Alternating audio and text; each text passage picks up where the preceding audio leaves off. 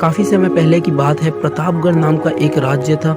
वहाँ का राजा बहुत ही अच्छा था, मगर उसको एक बात का सुख नहीं था कि उसके एक भी संतान नहीं थे और वह चाहता था कि वह राज्य के अंदर से ही एक योग्य बच्चा गोद ले, जो उसके उत्तराधिकारी को संभाल सके, आगे की भाग दौड़ कर सके। और इसी को देखते हुए राजा ने राज्य में घोषणा करवा दी कि सभी बच्चे राजमहल में एकत्रित हो जाए। ऐसा ही हुआ। राजा ने सभी बच्चे को पौधे लगाने के लिए विभिन्न प्रकार की बीजें दे दी और कहा कि अब 6 महीने बाद तुम फिर से मुझे आके राजमहल में मिलना।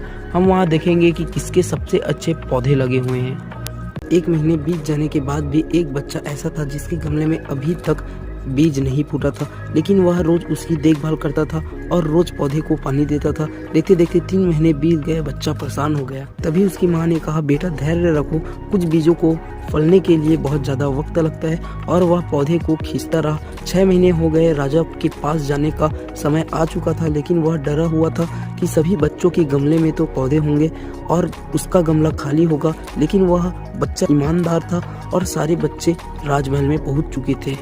कुछ बच्चे जोश से भरे हुए थे क्योंकि उसके अंदर राज्य के उत्तराधिकारी बनने का प्रबल लालसा थी। अब राजा ने आदेश दिया, सभी बच्चे अपने अपने गमले दिखाने लगे, मगर एक बच्चा सहमा हुआ था क्योंकि उसका गमला खाली था। तभी राजा की नज़र उस गमले पर गई।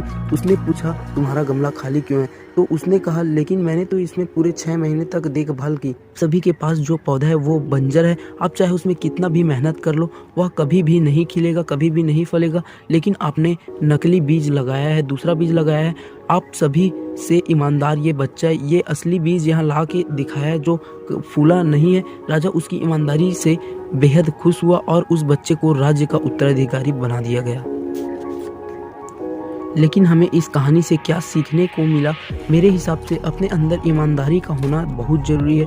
अगर हम खुद के साथ ईमानदार हैं तो जीवन में किसी न किसी पड़ाव पे हमें सफलता ही मिलेगी। सफलता हमें ज़रूर मिलेगी, क्योंकि हमारी औकात हमें ही पता होनी चाहिए। हम खुद को पागल बनाकर खुद का ही नुकसान करते हैं।